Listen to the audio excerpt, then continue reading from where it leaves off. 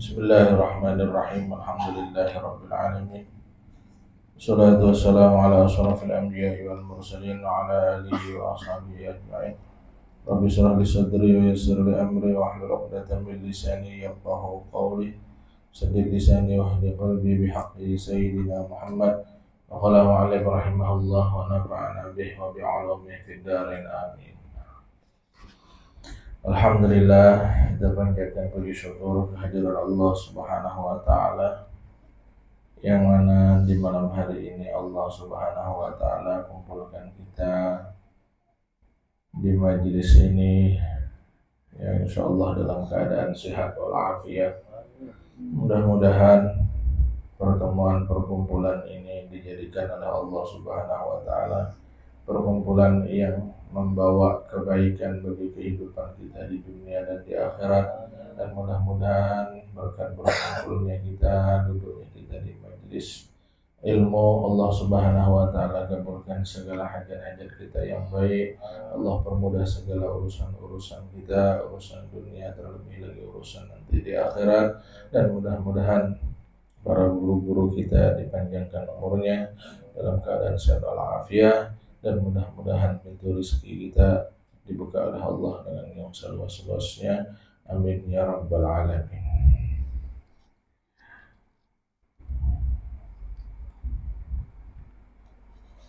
Al-wazifatus tsaniyah, ketentuan yang kedua atau tugas yang kedua. Setelah minggu lalu kita tahu bagaimana yang pertama adalah jika kita memilih teman, maka ada 5 hal yang harus kita penuhi di dalam memilih seorang sahabat ataupun teman. Nah, jika kita sudah mendapatkan seorang teman atau seorang sahabat yang 5 syarat tersebut ada di dalam dirinya, di dalam diri sahabat kita itu, maka tugas kita yang kedua ialah menunaikan hak-hak daripada persahabatan tersebut. Al-wazifatus tsaniyah, tugas yang kedua ataupun hak-hak daripada yang kedua itu, tugas ketentuan adab kepada sahabat itu adalah menunaikan hak-hak persahabatan. Seperti seorang suami terhadap istri itu ada haknya. Begitu juga istri terhadap suami ada haknya. Anak kepada kedua orang tua ada haknya. Begitu juga orang tua dengan anak ada haknya. Terus guru dengan murid itu ada hak-hak yang harus dipenuhi. Begitu juga murid dengan guru ada hak-hak yang harus dipenuhi. Ya. Nah, begitu juga dengan persahabatan, pertemanan, itu ada hak-hak yang harus dipenuhi dalam persahabatan tersebut. Lalu apa dia wazifatus tsaniyah itu? Mura'atu huquqis suhbah, ialah menunaikan hak-hak persahabatan. Famahman aqadatis syirkatu, maka bila mana telah terjalin asyirkatu, pertemanan,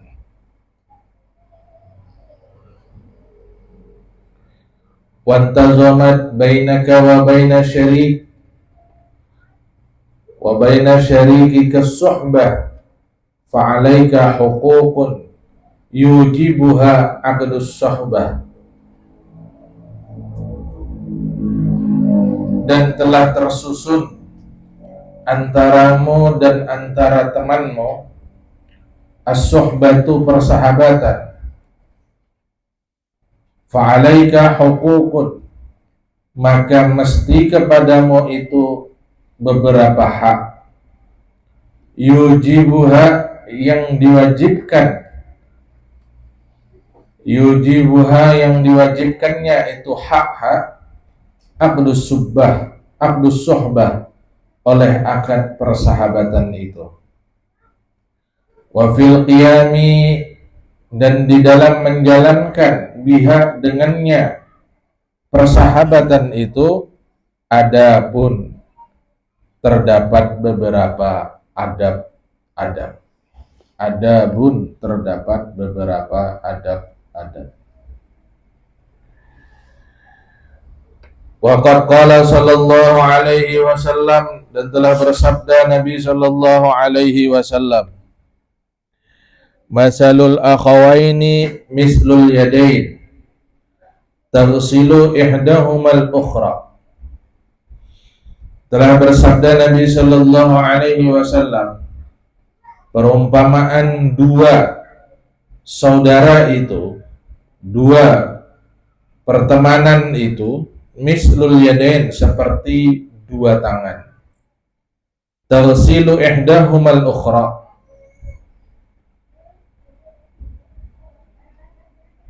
taghsilu ihdahumal ukhra, mencuci salah satu daripada kedua tangan itu, al-ukhra, kepada yang lainnya, kepada tangan yang lainnya. Jadi pertemanan itu, persaudaraan itu seperti dua tangan, persahabatan itu.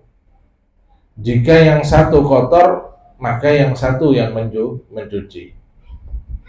Tangan kiri yang kotor, maka tangan kanan yang membasuhnya. Ya. Tangan kanan yang kotor, maka tangan kiri yang membasuhnya. Begitulah yang diumpamakan oleh Nabi al-akhawain, persahabatan itu. Wa dakhala sallallahu alaihi wasallam, dan pernah masuk Nabi sallallahu alaihi wasallam ajmatan, ke dalam hutan atau ke dalam sebuah tempat pepohonan, yaitu hutan. Fajtana minha, lalu ya Nabi mengambil minha, dari ajmah itu, siwakaini, dua batang siwak. Ahaduhuma, salah satu daripada dua siwak itu, mu'wajjun, bengkok.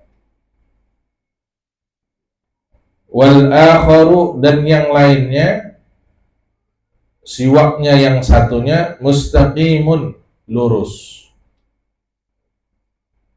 Wa kana ma'ahu ba'du ashabihi, dan ada bersama beliau Nabi sallallahu alaihi wasallam, ba'du ashabih, sebahagian sahabat-sahabatnya. Fa'atahu al-mustaqima, lalu ia Nabi memberikan kepada sebahagian sahabat itu al-mustaqima, siwak yang lurus. Wa amsaka li nafsih, dan beliau memegang untuk dirinya al-muwajjah, siwak yang bengkok.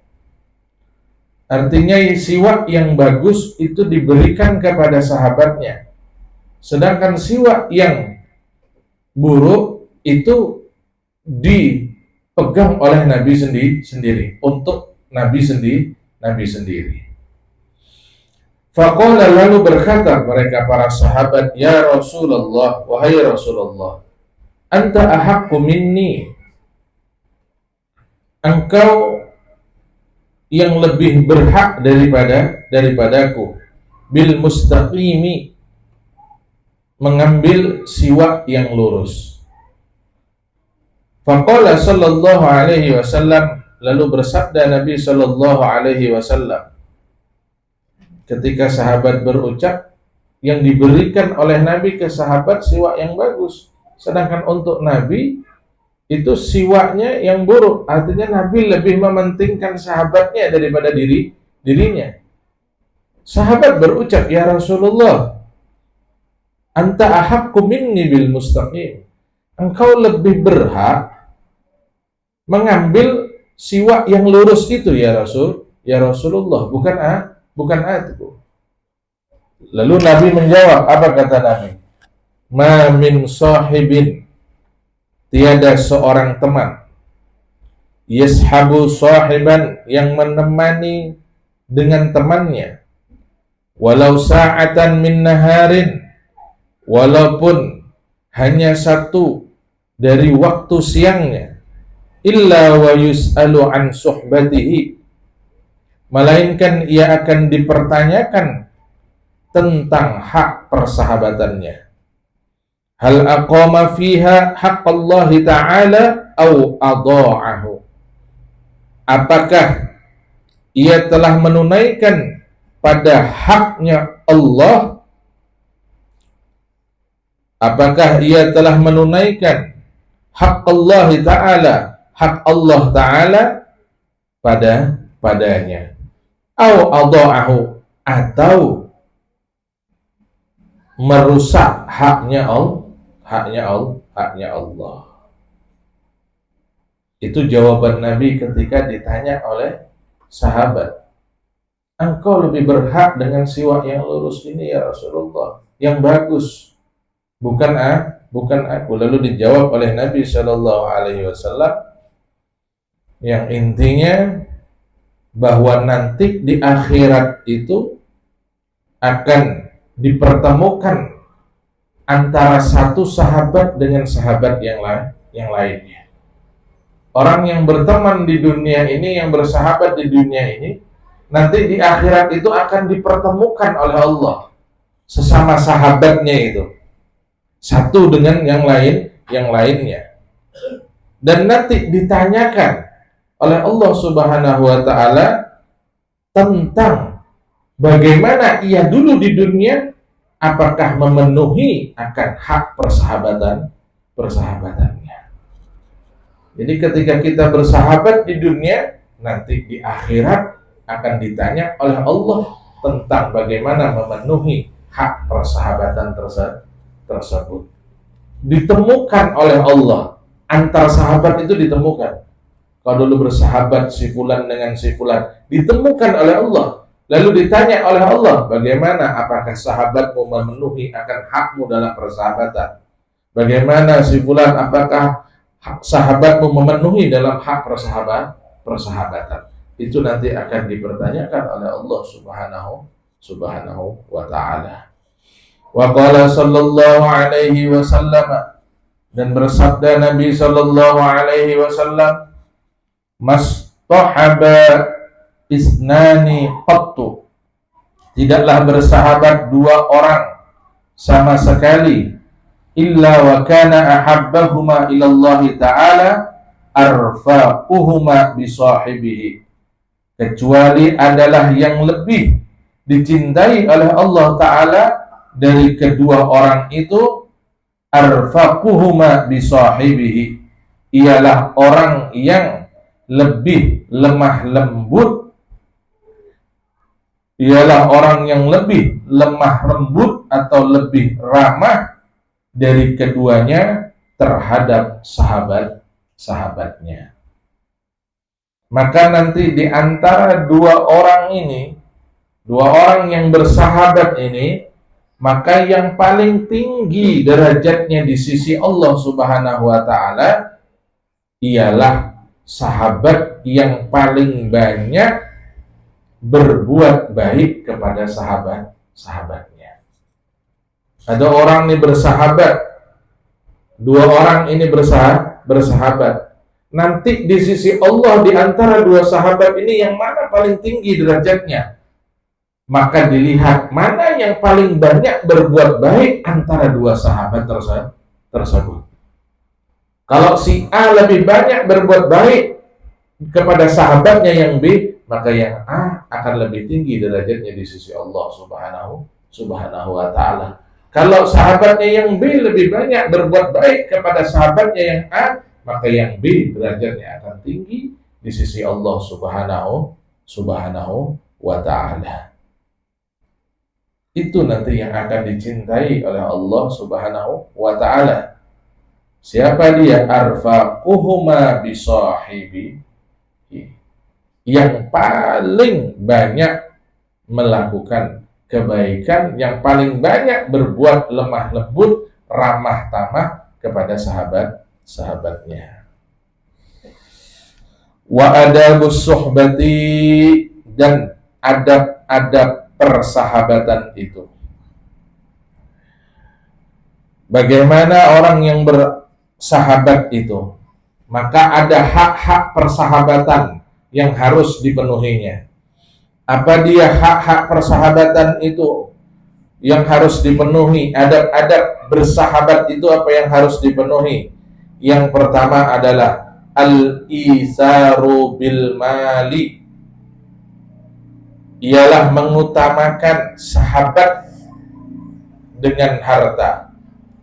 Wa in lam yakun hadza fa badlul fadli minal mali indal hajati. Maka jika tidak ada atau jika tidak kuasa yang demikian tadi itu, ya, fa badlul fadli, maka memberikan kelebihan hartanya, ya, indal hajati, ketika diperlukan oleh sahabatnya. Ini adalah adab yang pertama di dalam bersahabat, hak yang harus dipenuhi di dalam persahabatan. Apa dia? Ya, yaitu seorang sahabat itu mesti menjaga adab-adab dalam persahabatan. Yang pertama adalah mengutamakan sahabat dengan harta bendanya. Al-izaru bil mali, mengutamakan sahabat dengan harta bendanya. Jika ia tidak kuasa melakukan perbuatan yang demikian, maka sekurang-kurangnya hendaklah ia memberikan kepada sahabatnya apa yang lebih dari hajat dirinya. Kalau kita tidak bisa lebih mengutamakan sahabat tadi itu dalam harta, maka sekurang-kurangnya hendaklah ia memberikan kepada sahabatnya tadi apa yang lebih dari hajat dirinya. Oh, ini harta sudah lebih dari hajatku, maka lebihnya itu untuk sahabatnya. Ya. Jadi yang namanya sahabat mesti seperti itu. Ya. Kalau urusan harta, ya, kalau urusan harta benda, ia lebih mengutamakan sahabatnya daripada dirinya sendiri. Kalau urusan harta benda, contoh,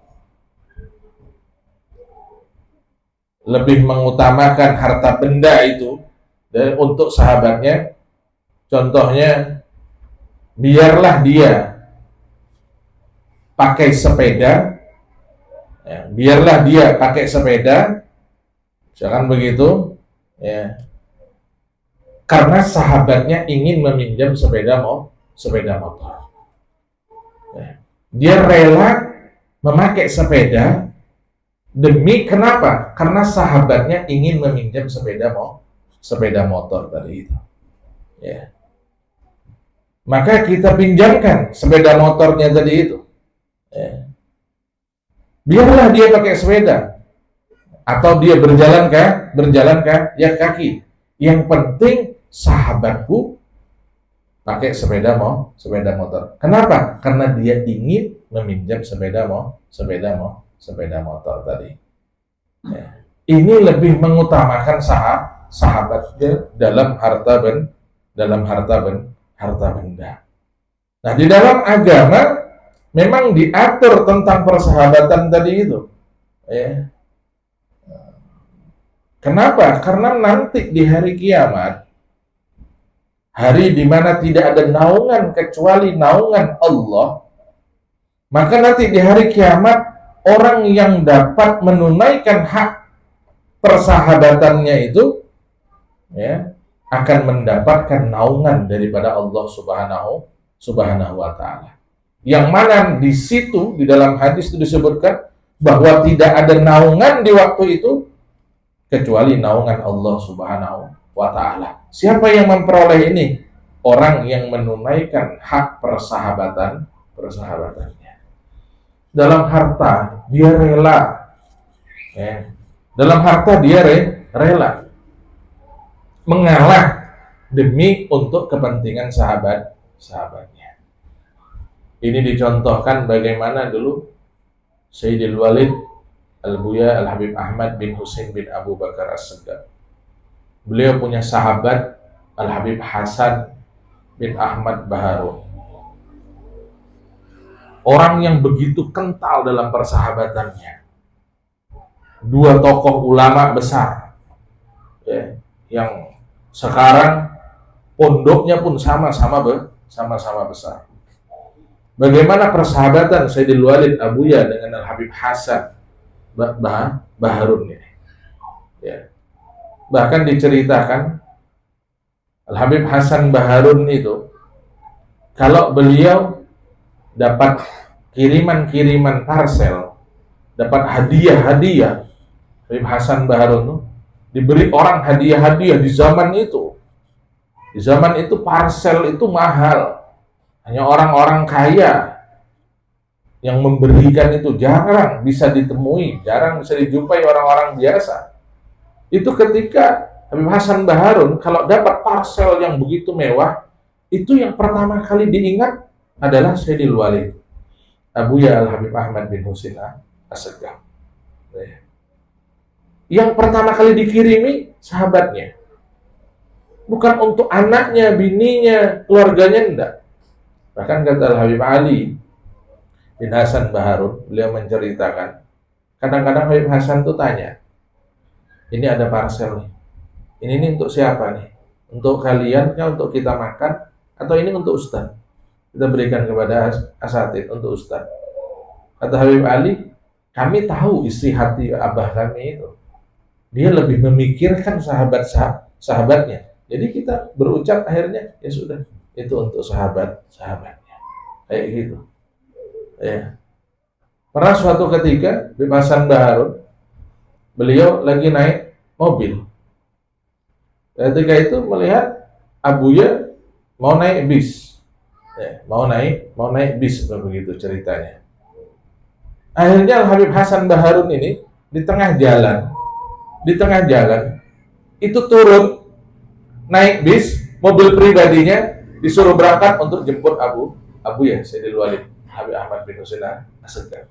Dia rela dengan anak bininya naik bis, yang penting sahabatnya naik mobil pribadi. Coba. Kayak gitu persahabatan. Ya. Persahabatan yang luar biasa. Ta'alluqnya Abuya kepada Habib Hasan. Ya, Abuya itu sering dulu menceritakan bagaimana kedekatannya. Ketika wafatnya Habib Hasan itu, Abuya menyampaikan, memberi sambutan juga. Sering dimimpi oleh Habib Hasan. Ketika Abuya mau bangun pondok, mau ngecor bangunan 2 lantai, Abuya. Nah, saat itu kata Abuya, saya tidak punya uang yang dipakai untuk ngecor, tidak punya. Besok mau ngecor, semen tidak ada, apa-apa tidak ada. Tidak ada. Ini ya apa caranya? Besok orang mau ngecor. Ya, waktu bangun pondok ada 2 lantai. Itu akhirnya sampai ketiduran Nabi. Dalam tidur itu mimpi Habib Hasan Baharun. Kata Habib Hasan Baharun, ya Ahmad, kita ini bersahabat dari dunia dulu. Kita dari dulu berteman. Dulu kita saling tolong menolong. Aku menolongmu, kau menolong aku. Aku minta tolong dengan kau, kau minta tolong dengan aku. Sekarang kenapa kau tidak pernah minta tolong lagi dengan aku ya, Ahmad? Kata Habib Hasan Baharun. Lalu dalam mimpi itu sama Habib Hasan Baharun dikasih uang 1 kresek. Nih ya Ahmad, aku tahu kau dalam keadaan susah. Kau bangun pondok kan? Aku tahu. Kau mau bangun, kau mau bangun gedung. Aku tahu. Kau tidak punya uang. Ini aku kasih uang. Dalam mimpi. Ini aku kasih uang. Untuk kau bangun. Subhanallah, bangun Abu ya. Bangun. Setelah bangun Abu ya itu, tidak lama, subhanallah, ada haji dari Sumatera. Dari kita orang sini, orang Sumatera. Abu ya tidak kenal dengan dia. Orang itu pun tidak kenal dengan Abu ya tidak pernah kenal ini. Tidak saling kenal. Subhanallah, orang itu datang ngantar uang yang sama isinya, sama jumlahnya dengan dalam mimpi yang diberikan Abu Yahya Hasan itu. Ya. Lalu kata Abu ya, Ahmad, kata Sayyidul Walid, kita ini kan tidak kenal, saya tidak kenal ente. Kok ente bisa menuju ke saya, memberi ini nih? Dari mana? Tak tahu kita mau bangun. Apa kata orang haji tadi? Iya, saya dimimpi oleh Habib Hasan Baharun. Kata Habib Hasan Baharun, kalau ente kepengen uangnya berkah, hartamu berkah, bantu Habib Ahmad, dia sedang membangun pondok. Coba, kayak gitu persahabatan Tuhan. Bukan di dunia saja saling tolong menolong, sampai di akhirat nanti akan saling tolong menolong. Memang benar, persahabatan itu nanti akan saling bisa syafaati. Si sahabat ini bisa memberikan syafaat kepada teman-temannya, kepada sahabatnya. Asal hak-hak dari persahabatan itu dipenuhi. Begitu orang-orang soleh itu bersahabat, rela mengorbankan harta dia demi untuk sahabatnya. Itu adab yang pertama. Wal i'anatu bin nafsi fil hajati ala sabilil mubadarati min ghairi ihwajin ila iltimasin. Yang kedua, menolong dengan dirinya di dalam berbagai hajat. Ala sabilil mubadarati, dengan jalan bergegas, min ghairi ihwajin ila iltimasin, tanpa memerlukan kepada permintaan. Ini yang kedua, yaitu menolong sahabatnya tanpa diminta pertolongan oleh sahabatnya. Nolong sahabat itu jangan nunggu diminta. Kalau kita tahu sudah sahabat itu dalam keadaan memerlukan bantuan, jangan nunggu diminta. Jangan nunggu diminta, itu sahabat. Bersahabat tuh kayak gitu. Datang kita, apa keperluannya, apa yang dibutuhkannya. Oh, dia butuh pertolongan apa? Tidak nunggu diminta. Bersahabat ngakunya, tapi kalau nolong nunggu orang ngemis dulu baru nolong. Kalau persahabatan tidak begitu. Nampak sahabatnya susah, nampak sahabatnya dalam pertolongan, datang dia menolong. Bersahabat itu bukan dalam keadaan senang aja ada, susah payah pun juga ada. Nah, itu adab yang kedua, menolong sahabat tanpa dimintai pertolongan oleh sahabatnya. Yang ketiga, wakitmanus sirri, dan menyembunyikan rahasianya. Yang ketiga, menyembunyikan rahasia sahabatnya. Karena dia sahabat, tahulah dia akan rahasia sahabatnya itu. Disembunyikan rahasia itu, jangan diumbar-umbar kepada orang lain. Kalau benar-benar sahabat, maka dia menyembunyikan akan rahasia sahabatnya itu. Wasukutu ala tablighi mai lewat. Yang keempat, wasatrul uyubi, dan menutupi keaiban sahabatnya. Yang keempat adalah menutup aib sahabatnya. Aurat-aurat sahabatnya itu ditutup, celah-celah sahabatnya itu ditutup. Man satara aurata akhi, satarallah auratahu yaumal qiyamah. Siapa orang yang menutup aib saudaranya, maka Allah akan tutupi aib dia nanti di hari kiamat. Di dalam hadis disebutkan begitu. Tutup aib kawannya, sahabatnya itu. Bukan malah dikasih tahu, bukan malah diceritakan ke orang. Aib temannya itu ditutupi. Saling menutupi akan aib sahabatnya. Wasukutu ala tablighi ma yasu'uhu min madzamatin nasi iyahu, dan diam atau tidak suka ala tablighi, menyampaikan apa-apa yang membuat sedih kepada sahabatnya dari celaan orang kepada sahabatnya.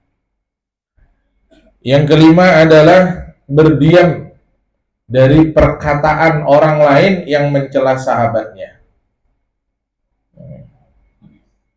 Berdiam dari perkataan orang lain yang mencela sahabatnya.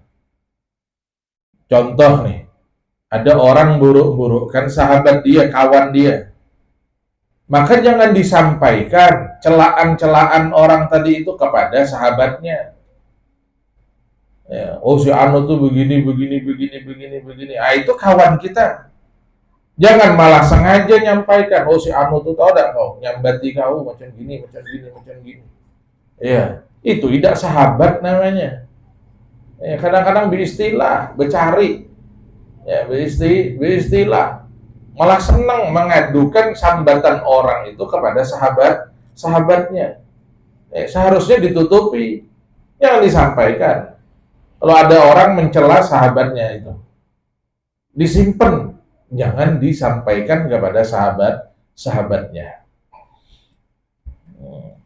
Wa iblaghu ma yasurruhu min sana'in nasi alaih. Yang keenam, menyampaikan apa-apa yang menggembirakan kepadanya dari pujian orang-orang kepada sahabatnya. Yang keenam, menyampaikan segala perkataan orang lain yang memuji sahabatnya. Ada orang berucap, oh sahabat kau tuh, si Anu tuh, kawan kau tuh ya, Masya Allah orangnya, soleh orangnya begini. Nah pujian-pujian itu sampaikan kepada sahabatmu itu. Iya, orang tadi ketemu sama orang ceritakan kau, oh begini. Yang baik-baik, yang menyenangkan hatinya sahabat itu disampaikan. Ini enggak, yang menyenangkan hati sahabatnya disimpan. Ya. Orang yang mencela-cela sahabatnya, ya, itu malah disampaikan. Itu bukan sahabat namanya. Orang yang nyela-nyela itu malah disampaikan. Yang muji-muji disimpan sama dia. Kenapa? Wah, dia yang dipuji bukan aku. Malah disimpan. Nah, kebalik. Wa husnul isra'i 'indal hadis. Yang ketujuh, dan bagus mendengarkan ketika berbicara pada kepada sahabatnya. Mendengarkan dengan baik apa perkataan sahabat ketika ia bercakap-cakap. Nah, kalau bicara dengan sahabatnya, didengarkan cakap sahabatnya. Apa yang dicakapkan oleh sahabat itu didengarkan dengan baik. Wa tarkul mamarati fihi, dan meninggalkan bertengkar kepadanya. Yang kedelapan, meninggalkan berbantah-bantahan, bertengkar dengan sahabatnya. Ya. Jangan bertengkar. Sesama sahabat tuh jangan bertengkar. Tidak, sahabatnya dikelahi. Kawannya dikelahi. Kawannya dikelahi. Bertengkar aja tidak boleh. Gini berkelahi. Berbantah-bantahan aja tidak boleh. Lebih baik mengalah sudah. Lebih baik mengalah. Ini tidak, malahan kawannya dimusuhi. Wa ayyadahu bi ahabbi asma'ihi ilaih. Yang kesembilan, dan memanggil sahabatnya itu dengan nama-nama yang paling disukai oleh sahabatnya. Nah, ketika manggil sahabatnya itu dengan nama yang disukai dia. Kan nama itu ada tiga, ada isim, ada nama, ada laqab, ada kunyah. Nama itu. Ismun tuh yang mana? Ismun tuh yang nama asli dia. Ya, itu ismun namanya. Siapa misalkan nama dia? Misalkan Umar namanya. Nah, itu nama aslinya dia Umar. Misalkan atau Harun misalkan namanya. Nama aslinya itu Harun. Nah, itu laqab tuh yang mana laqab? Ar-Rasyid. Nah, itu laqabnya. Harun Ar-Rasyid. Ar-Rasyid itulah laqabnya. Gelar seorang pembimbing. Atau lagi Wes, nama aslinya Al-Qarni, itu adalah gelar laqabnya. Nah, dalam penyusunan nama dan laqab ini harus tersusun. Kalau dalam penyusunan kata, kalau dia nama dengan laqab itu didahulukan isimnya dulu, namanya dulu. Didahulukan namanya dahulu. Misalkan siapa namanya? Zaki. Dia ini laqabnya apa? Al-Bugisi. Bugis, misalkan begitu.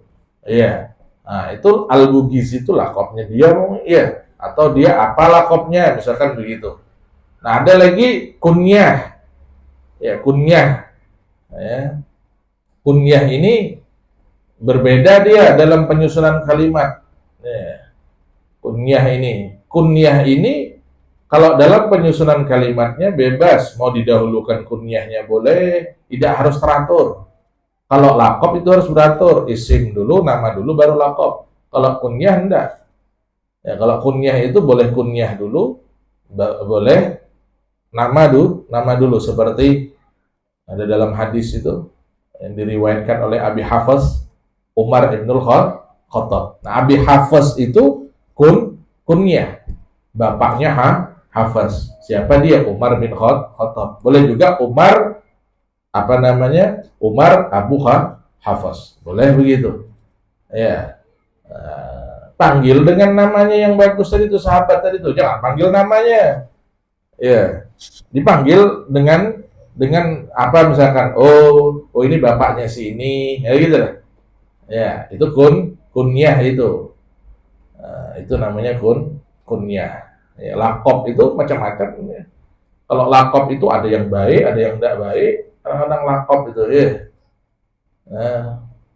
siapa utuh mana? Utuh Cangkul. Nah, itu laqab tuh Cangkul, utuh Cangkul. Udin mana nih? Misalkan Udin ini yang paling banyak Udin mana nih? Semanunggalannya aja lah, periksai nama Udin berapa banyak nama Udin. Udin Keker. Misalkan rupanya orangnya tukang keker dia, maka digelar Udin Keker. Udin mana? Udin Sabung tuh. Gawian nyabung ayam. Pandai kawan. Udin Sabung. Dulu ada Ahmad Cangkul. Kemana-mana bang bawa cangkul. Lalu dilakopi orang Ahmad Cangkul. Ahmad Udin tuh paling banyak nama tuh. Kalau mana ada Ahmad. Ada Ahmad, ada Udin.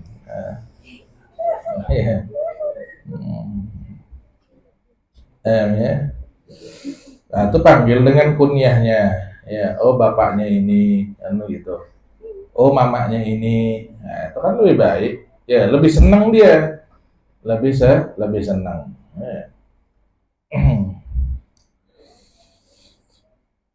Wa ayyusniya alaihi bima ya'rifu min mahasinih.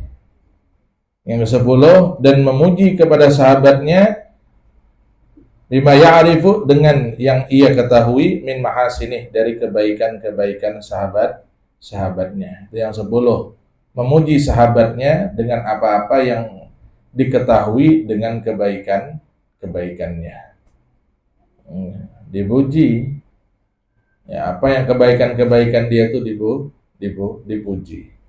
Nah, intinya yang nyenangkan hati sahabat. Ya, ini banyak, ini ada 23 ini ya. Enggak cukup waktunya, cukuplah 10. Ya. Wa ayyashkurahu wallahu alam. Bismillah.